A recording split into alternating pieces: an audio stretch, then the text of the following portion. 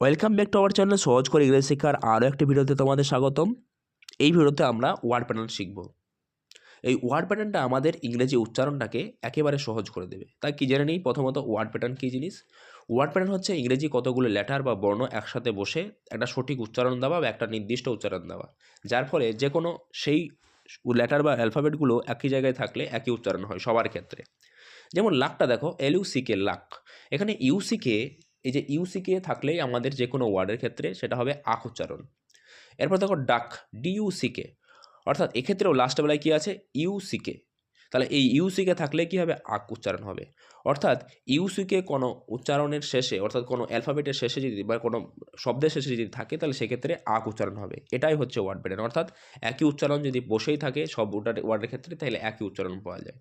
ঠিক আছে, এই জিনিসটাকেই বলা হয় ওয়ার্ড প্যাটার্ন। তাহলে আমরা বাস্তব ক্ষেত্রে কিছু প্রয়োগ করে দেখি। প্রথম যেটা দেখব সেটা হচ্ছে এইট, ATE, এইট। তাহলে এইট উচ্চারণ হওয়ার জন্য কী হবে, ATE বসবে। তাহলে ATE যতগুলো ওয়ার্ডে থাকবে, যতগুলো ওয়ার্ড আমি দেখাবো সবার ক্ষেত্রে ATE থাকবে। এই ATE থাকলে কী হবে, তার উচ্চারণ এইট হবে। ওকে, ATE থাকলে এইট উচ্চারণ। যেমন প্রথমত দেখো ডেট, লাস্টে কী আছে, ATE, তাহলে ডেট AT লাস্টে বসেছে। আবার রেট, RATE, রেট, এটাও লাস্টে AT বসেছে। তারপরে স্টেট, STATE, স্টেট। তারপরে হচ্ছে প্লেট, PLATE, প্লেট। তারপরে হচ্ছে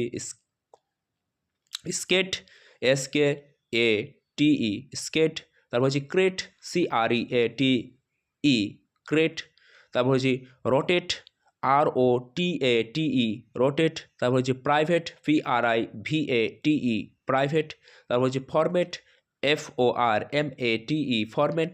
তারপর হচ্ছে ভাইব্রেট, VIBRATE, ভাইব্রেট। সবার ক্ষেত্রে দেখো কি আছে, ATE আছে, তা ATE এর জন্য এইট উচ্চারণ হয়েছে। ওকে, নেক্সট দেখো শন উচ্চারণ, TION, TION। যদি কোনো ওয়ার্ডের শেষে যদি আমরা TION পাই তাহলে সেক্ষেত্রে আমরা শন উচ্চারণ পাই। ঠিক আছে, TION থাকলে কি হয়, শন উচ্চারণ হয়। তা এরকম একটা ওয়ার্ড যদি আমরা দেখি তাহলে সেক্ষেত্রে কী পাবো, প্রথমত দেখো অ্যাকশন, ACTION, অ্যাকশন। তাহলে লাস্টে TION আছে বলে শন উচ্চারণ হচ্ছে। তারপরে অপশন, OPTION, অপশন। তারপরে লসন, LOTION, লসন। তারপরে ন্যাশন, NATION, ন্যাশন। তারপরে মোশন, MOTION, মোশন। এবার দেখবো চার উচ্চারণ, TURE, চার হয়, TURE, চার হয়। অর্থাৎ যে কোনো ওয়ার্ডের শেষে যদি TURE থাকে তাহলে চার উচ্চারণ হবে। যেমন nature, NATURE, nature. Future, FUTURE, future. Picture, PICTURE, picture. তারপরে কালচার, CULTURE, কালচার। ঠিক আছে, তাহলে এগুলোই হচ্ছে আমাদের চার উচ্চারণ।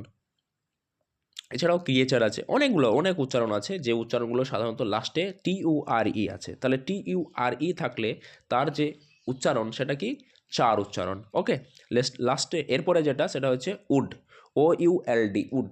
তাহলে WOULD উড হয়। আবার নর্মালি যদি কোনো ওয়ার্ডের শেষে OULD থাকে তাহলে সেক্ষেত্রেও উড হয়। তাহলে প্রথমটা দেখো উড, WOULD, অর্থাৎ OULD থাকলে কি হবে, উড হবে। এছাড়াও কি আছে, কুড, COULD, অর্থাৎ OULD থাকলেই হবে উড। ওকে, আইড, IDE থাকলে কি হবে, আইড হবে। যেমন সাইড আছে, হাইড আছে। ওকে, সাইড, হাইড, তারপরে রাইড। তাহলে এইগুলোই হচ্ছে সাধারণত লাস্টে যদি IDE থাকে তাহলে সেক্ষেত্রে আইড উচ্চারণ হবে। ঠিক আছে, অনেক উচ্চারণ আছে, নিজেরা একটু উচ্চারণ করো। হ্যাঁ, নিজেরা উচ্চারণ করলে খুব সুবিধা হবে। নিজেরা উচ্চারণ করো, ভিডিওটা থামিয়ে আমি একবার উচ্চারণ করে দিচ্ছি তোমাদের নিজের উচ্চারণ করার পরে। এরপরে ইন উচ্চারণ, EN, অর্থাৎ কোনো ওয়ার্ডের সাথে যদি EN থাকে তাহলে ইন উচ্চারণ হবে। যেমন সিন, SEEN, সিন। ওকে, তাহলে সিনের ক্ষেত্রে লাস্টে দেখো EN আছে, তাহলে ওই জন্যই হলো ইন উচ্চারণ হলো। আবার দেখো টিন উচ্চারণটা দেখো, TEEN, অর্থাৎ লাস্টে যে কোনো ওয়ার্ডের শেষে যদি ইন থাকে, EN থাকে তাহলে ইন উচ্চারণ হবে। ওকে, এরপর দেখো বিন উচ্চারণ, BEEN, বিন। তারপরে গ্রিন, GREEN, গ্রিন। তারপরে কুইন, QUEEN, কুইন। তারপর হচ্ছে স্কিন, SCREEN, স্কিন। ওকে, তারপরে আনসিন, UNSEEN, আনসিন। এরপরে 16, SIXTEEN, 16। প্রত্যেকটা ওয়ার্ডের ক্ষেত্রে দেখো কি আছে, ডাবল ই এন আছে। ওকে, তাহলে ডাবল ই এন থাকলে কি হবে, ইন উচ্চারণ হবে। তা আজকের ভিডিও এই পর্যন্তই। আমার চ্যানেল নতুন হয়ে থাকলে অবশ্যই চ্যানেলটিকে সাবস্ক্রাইব করে নাও এবং পাশে নোটিফিকেশন অন করে দাও, একটা লাইক করে বন্ধুদের সাথে শেয়ার করে দাও। ধন্যবাদ।